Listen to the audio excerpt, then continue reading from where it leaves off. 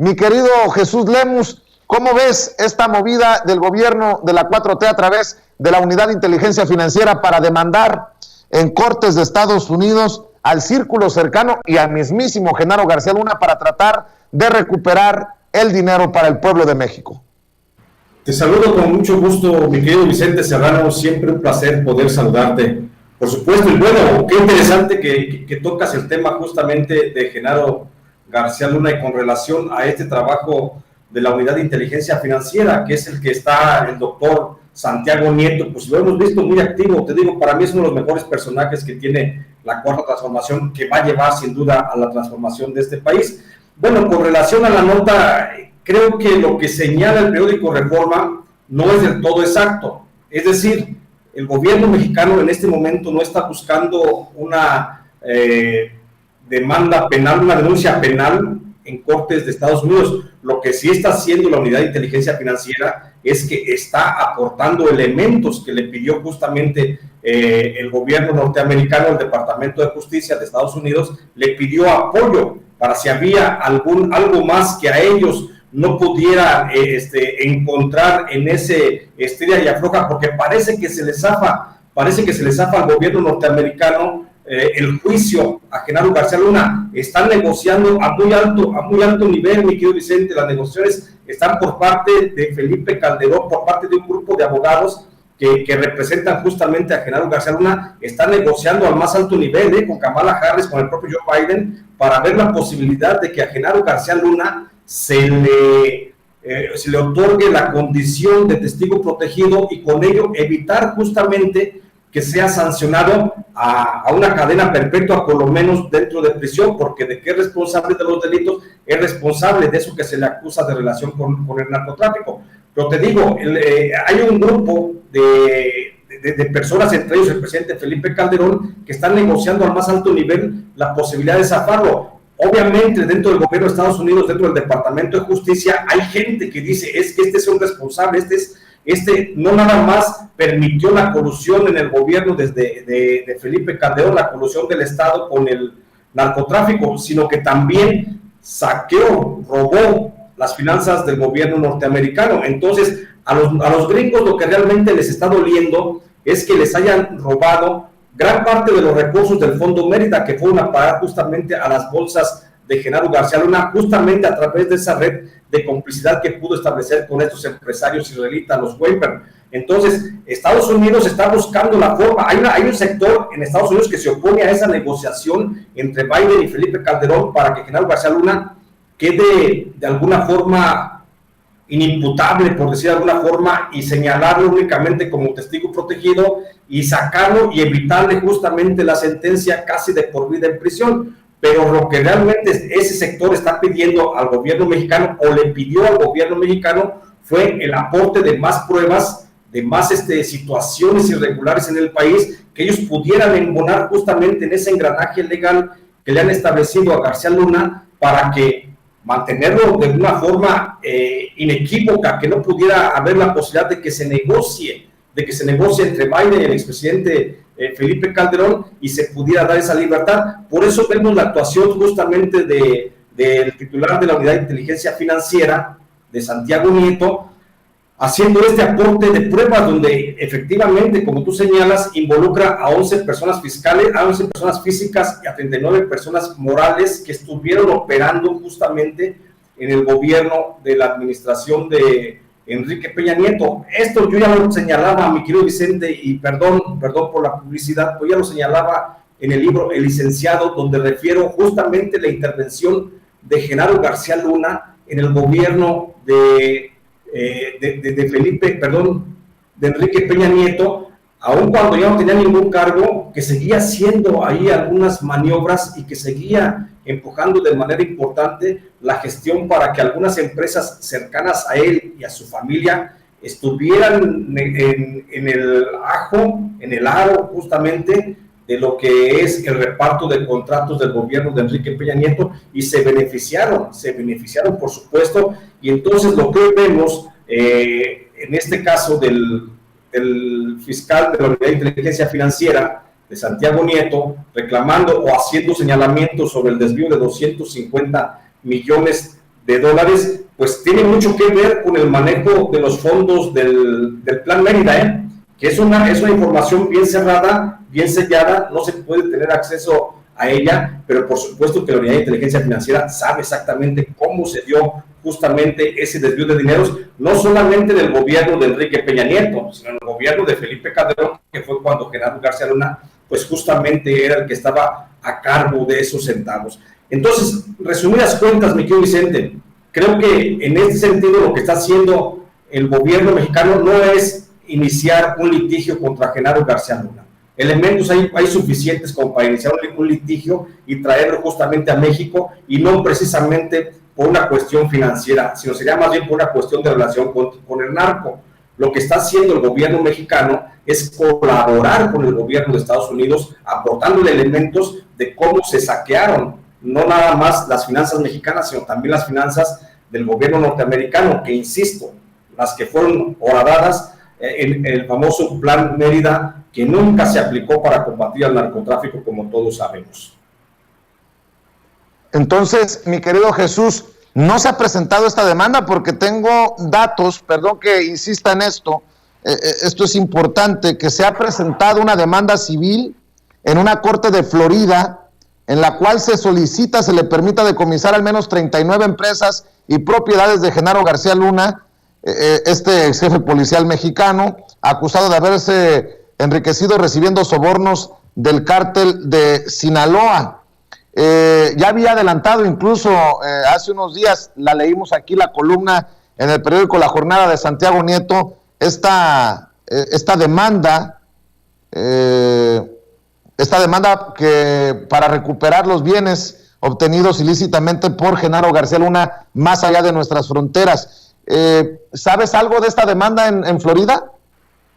Te digo, yo hasta el día de ayer, mi querido Vicente, digo, salvo lo que ha pasado después de las 4 o 5 de la tarde, y hasta el día de ayer sabía que no había una demanda de corte civil como para reclamar o recuperar lo que el gobierno de Estados Unidos, porque esa es la demanda de tipo civil, recuperar lo que el gobierno de Estados Unidos le haya encontrado o incautado a Genaro García Luna, y entonces beneficiar al gobierno mexicano. Hasta el día de ayer yo desconozco hasta el día de ayer si hay una demanda civil. Lo que estoy seguro es que hay una participación plena de la Unidad de Inteligencia Financiera para fortalecer la demanda de tipo penal que pesa sobre Genaro García Luna.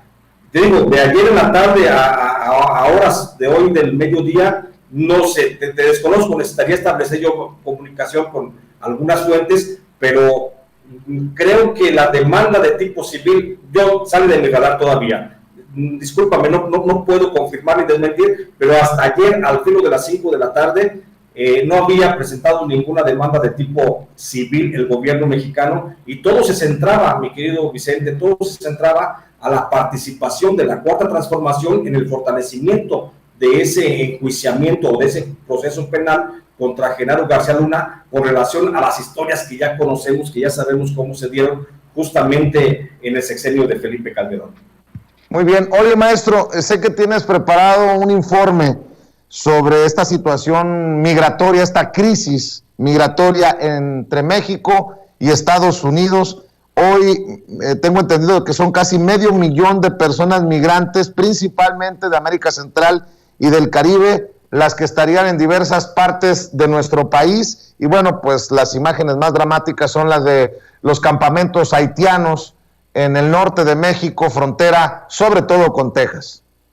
Fíjate que sí, mi querido Vicente, revisando las estadísticas del Instituto Nacional de Migración, hasta ayer, bueno, yo te di el dato erróneo, por supuesto, de que era casi 500,000, pero estamos hablando de casi 1,000,000 justamente de migrantes mexicanos que se mantienen a la espera de que el gobierno de Estados Unidos pues establezca alguna política más flexible para que se den permisos de naturalización y de entrada de más migrantes. Por eso México se encuentra hoy, yo considero, mi querido Vicente, que México se encuentra hoy al punto del colapso en materia de migración. La tardanza del gobierno de Estados Unidos para atender el reclamo de miles de migrantes, principalmente de Centroamérica y del Caribe, que buscan una visa humanitaria o el estatus de asilo político en ese país,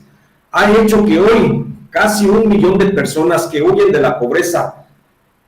y la violencia en sus regiones se encuentren varadas en suelo mexicano. El gobierno federal mexicano está haciendo su parte, pero los esfuerzos oficiales para atender las necesidades del flujo migrante han quedado rebasados. Hoy por lo menos 120,000 migrantes en Tijuana, 40,000 en Rosarito, 85,000 en Mexicali, 70,000 en Nogales, 50,000 en Ciudad Juárez, 45,000 en Ciudad Acuña, 95,000 en Piedras Negras, 67,000 en Laredo, 80,000 en Reynosa y por lo menos 68,000 más en Tapachula deambulan por las calles a la espera de que sus suertes cambien. La cifra de migrantes que solo entre enero del 2020 a lo que va de este 2021 han ingresado a México por la frontera sur en busca de llegar a Estados Unidos se estiman por lo menos 720,000 personas de todas las edades,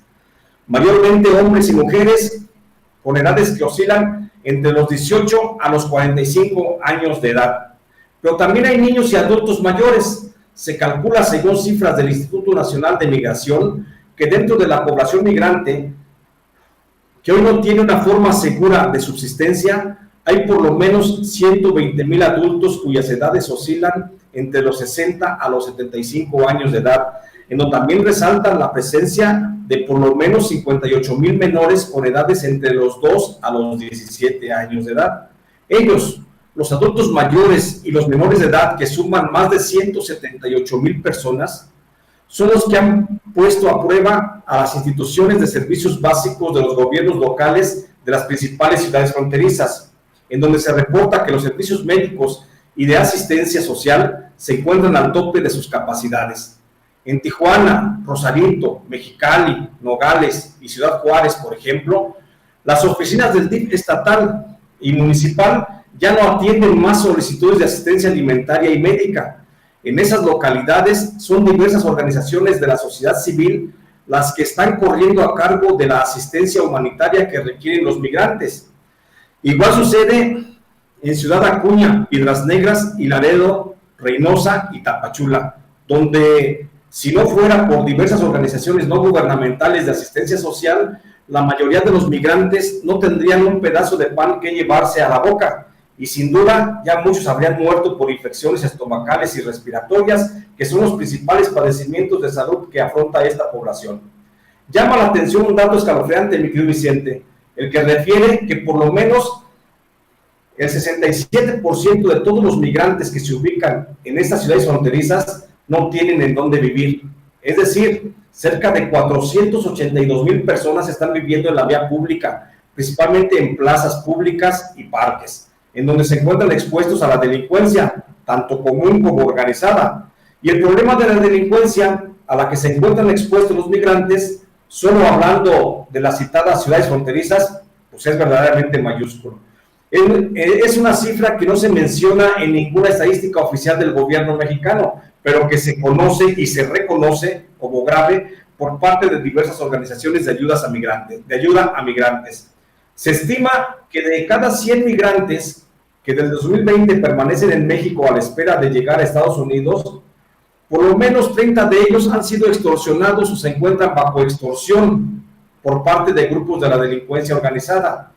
Otros 14 de cada 100 migrantes han sido extorsionados por policías locales o funcionarios del Instituto Nacional de Migración, y por lo menos 25 de cada 100 han sido víctimas de robo, secuestro express o algún tipo de fraude por parte de los llamados coyotes.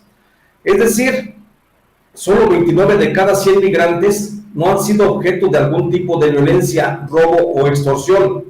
pero, y esta es la cifra alarmante, por lo menos 568,000 de los más de 720,000 migrantes que se encuentran varados en nuestro país han sido víctimas de algún tipo de delito cometido por parte de la delincuencia organizada o cuerpos de las policías locales, de los que, por supuesto, la mayoría no son conocidos por las instancias ni siquiera por las comisiones de derechos humanos locales o federal. En el orden de la comisión de delitos que se cometen contra los migrantes, la mayor cantidad de extorsiones por parte del crimen organizado se han registrado en la ciudad de Tapachula. Siguen después Tijuana, Nogales, Laredo y Reynosa. Por lo que hace a robos, el mayor índice de estos delitos se registra en Piedras Negras y sigue después Mexicali, Tapachula, Rosarito y Ciudad Acuña. En lo que hace a extorsiones por parte de elementos de las policías locales y de funcionarios del Instituto Nacional de Migración, la mayor cantidad de estos ilícitos cometidos contra migrantes se han registrado en Tapachula, en Tijuana, Nogales, Ciudad Juárez y Rosarito. Mientras que el mayor índice de fraudes y robos cometidos por los coyotes se registra en Tijuana, Tapachula, Laredo, Reynosa y Mexicali. De toda la población migrante que actualmente se encuentra varada en suelo mexicano, a la espera de que Estados Unidos flexibilice su política de protección de asilo temporal, se estima que por lo menos el 70%, es decir, más de 504,000 personas, ingresaron a suelo mexicano entre enero a agosto de este año. Solo el 30%, unos 216,000 migrantes, ingresaron ilegalmente a nuestro país entre enero a diciembre del 2020. Los migrantes que han puesto en jaque las políticas migratorias del gobierno mexicano y también, por supuesto, las de Estados Unidos y que hoy deambulan por las calles de las principales ciudades fronterizas, se estima que al menos el 17% de ellos, o sea, unas 122,000 personas, son de Haití. El 15%, que equivale a 108,000 personas, son de Guatemala. El 38%, es decir, casi el 273,000, son migrantes que provienen de Honduras, Nicaragua, El Salvador, República Dominicana, Cuba y Costa Rica. En tanto que el restante 30%, equivalente a más de 216,000 personas migrantes, provienen de algunas naciones del cono sur de América, principalmente Colombia, Venezuela, Perú y Bolivia, así como también de algunas regiones de África del Norte, África Central y del Medio Oriente, así como del sureste asiático. Por eso la importancia, mi querido Vicente, de lo que decía el presidente López Obrador justamente ayer, que el gobierno de Estados Unidos debe de dejar de pasar del discurso para pasar justamente a la acción para el plan migratorio que se requiere justamente entre México y Estados Unidos a fin de que termine este calvario en el que viven miles y miles de hermanos de otras partes del mundo. Este es mi reporte, mi querido Vicente. Pues qué interesante siempre escuchar tus reportes, querido Jesús Lemus. ¿Por qué no cerramos invitando a la gente que además de sintonizarte, de conectarse contigo todos los sábados a las 4 de la tarde,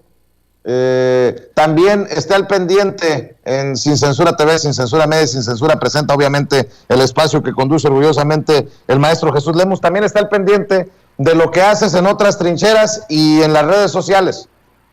Claro que sí, muchas gracias, mi querido Vicente. Pues a mí me encuentran en redes sociales como Jesús Lemus Barajas en Facebook, y si me buscan en Twitter estoy como @LemusBarajas. Les recuerdo también que tengo por ahí algunos libros que todavía los pueden encontrar en librerías, los más recientes, El Licenciado y Jaque a Peña Nieto, publicados bajo el sello de la editorial HarperCollins. Y si me buscan, y me van a encontrar también mis textos escritos en Los Ángeles Times y en el semanario Ángel Metropolitano de la Ciudad de México. Y ahí estamos en contacto en las redes sociales. Muchas gracias, mi querido Vicente. Te mando un abrazo, Jesús. Es Jesús Lemus hablando con nosotros sin censura.